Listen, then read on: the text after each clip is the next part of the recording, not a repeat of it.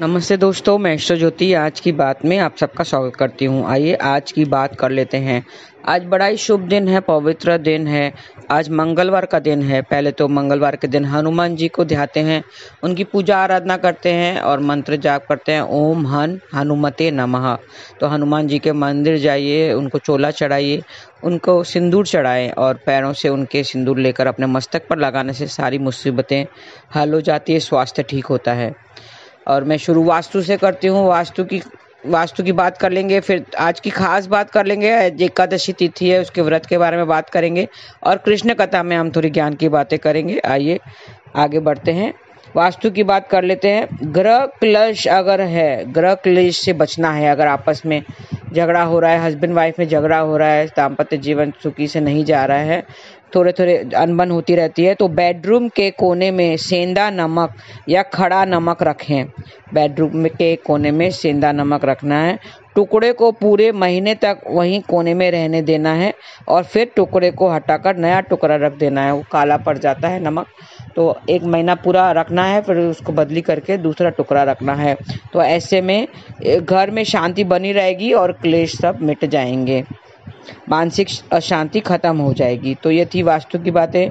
अब योग और तिथि की बात कर लेते हैं। एकादशी आज सुबह 8:40 तक रहेगी, फिर द्वादशी तिथि लगेगी। आज योगिनी एकादशी का व्रत किया जाएगा।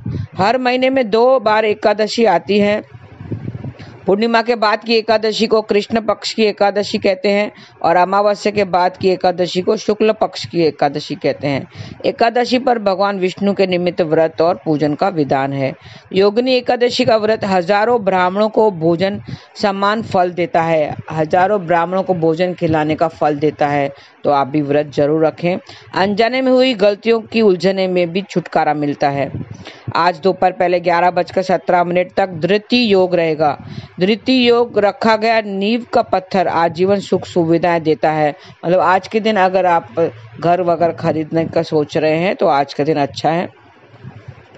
आज सुबह 8:40 से कल भोर 4:40 तक त्रिपुष्कर योग रहेगा।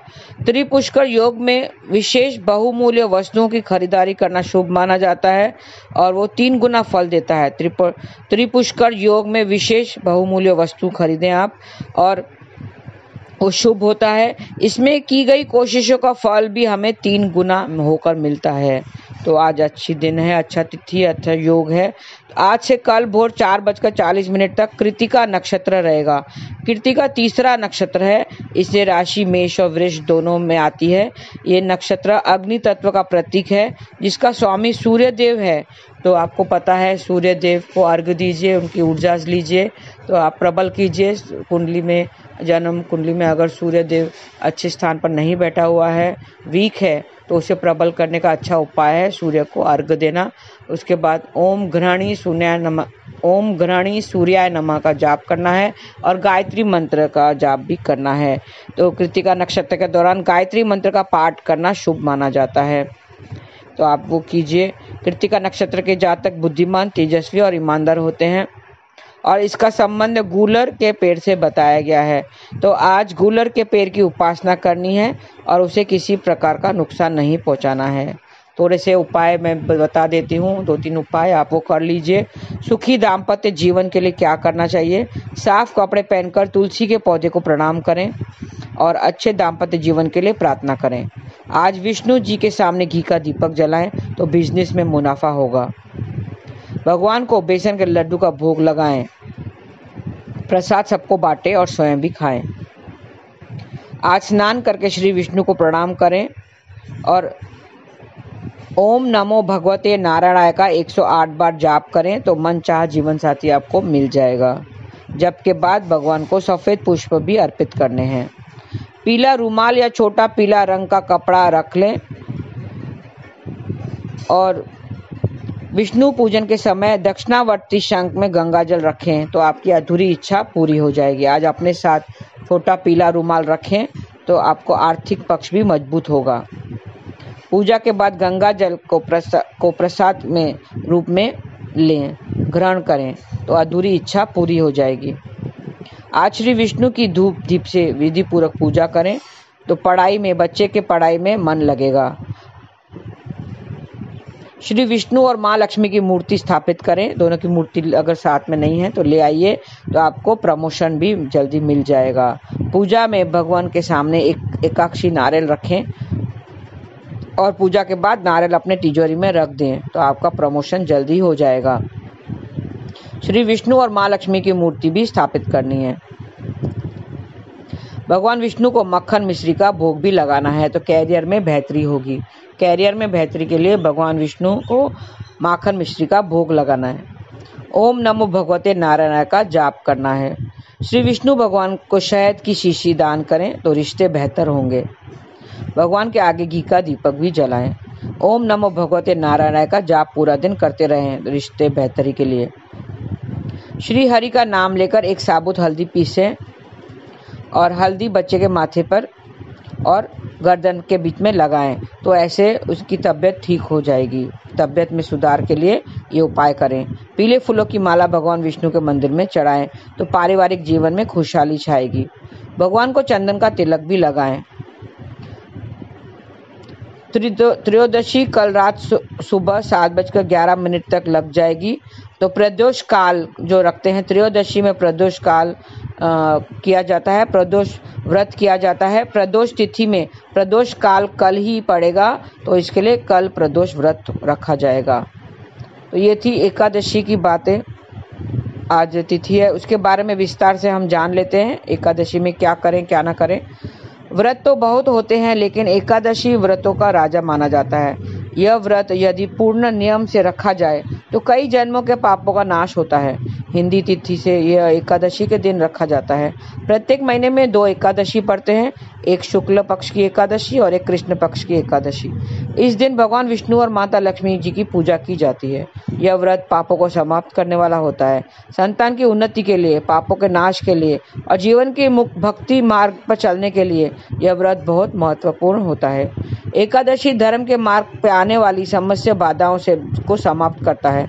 इस दिन श्री विष्णु सहस्त्र नाम का पाठ जरूर करना चाहिए, उसका बड़ा महत्व है। घर में हरि नाम संकीर्तन करने से अनंत पुण्यों की प्राप्ति होती है। क्या करना चाहिए, विधि जान लें। ब्रह्म मुहूर्त में स्नान करके पूजा पे बैठना चाहिए। पूजा स्थल को साफ करके वहां रंगोली बनाएं। उत्तर पूर्व दिशा की तरफ मुख करके या जिधर आपके घर का वास्तु अनुरूप मंदिर है उसकी तरफ मुख करके भगवान विष्णु की पूजा करें। ओम नमो भगवते वासुदेवाय मंत्र का जाप करें और साथ में श्री विष्णु सहस्त्र नाम का भी पाठ करें। रोग मुक्ति के लिए किसी मंदिर में सत्यनारायण भगवान की कथा सुने और इससे रोगों से मुक्ति मिलेगी। पूरा दिन उपवास या फलाहार का व्रत रखें और प्रातःकाल विष्णु मंदिर अवश्य जाएं। इस दिन अन्न और वस्त्र का दान करें, गरीबों को अन्न बांटें। कल मैंने बताया था कि दान किसी भी रूप से आप किया जा सकता है। अन्न दान, वस्त्र दान, धन का दान भी कर सकते हैं। गरीबों को अन्न बांटें। अस्पतालों में गरीब मरीजों को फल का वितरण करें। इस दिन एक बेल या पीपल का वृक्ष लगाने से कई जन्मों के पापों का नाश होकर अनंत पुण्यों की प्राप्ति होती है।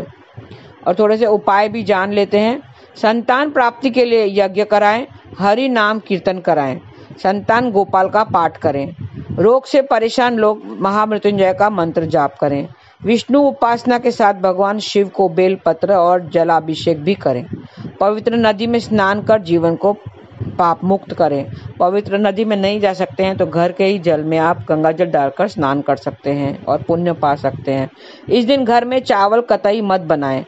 भगवान कृष्ण का जो रूप आपको घर में लड्डू गोपाल का है उनकी पूजा करें। विग्रह का सुंदर श्रृंगार करें। श्री रामचरितमानस का पाठ करें। गीता के 18वें अध्याय का भी पाठ करना चाहिए। दुर्गा सप्तशती में माता दुर्गा के 108 नामों का जाप करें। श्री कृष्ण मंदिर में भगवान को बांसुरी अर्पित करें। असत्य मत बोलें। एकादशी को सत्य ही बोलना के संकल्प लें। गौ सेवा करें। गौ माता को पालक, केला व गुड़ खिलाएं। अगर एकादशी के दिन विधि विधान व्रत रखकर इन उपायों को करेंगे तो आपके जीवन में सुख समृद्धि की कमी नहीं होगी। यह व्रत बेहद फलदायी माना जाता है।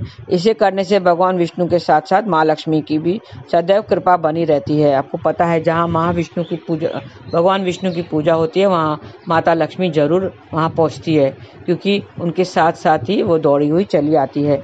देश और दुनिया में सब ये व्रत रखते हैं। आप भी ये व्रत रखिए। इसे योगिनी एकादशी व्रत कहते हैं। तो आप भी रखिए और पुण्य पाइए। तो ये थी आज की बातें। अब मैंने जो नवदा भक्ति की बात की थी, उसमें भी यही बताया गया है। ये एक रूप है भक्ति का, पूजा आराधना करना, वंदन करना। और अभी हम आगे कल विस्तार से बात करेंगे दास्यम। दास्यम मतलब दास बनकर रहना। तो उसका जो उदाहरण है वो हनुमान जी का है, जिसने सदा श्री राम की पूजा आराधना की थी और उनका दास बनकर रहे थे, वो प्रिय भक्त बनकर रहे थे। तो कल इससे विस्तार से हम उसकी बातें करेंगे। आज के लिए बस इतना ही। धन्यवाद। आपका दिन शुभ रहे। हरे कृष्ण।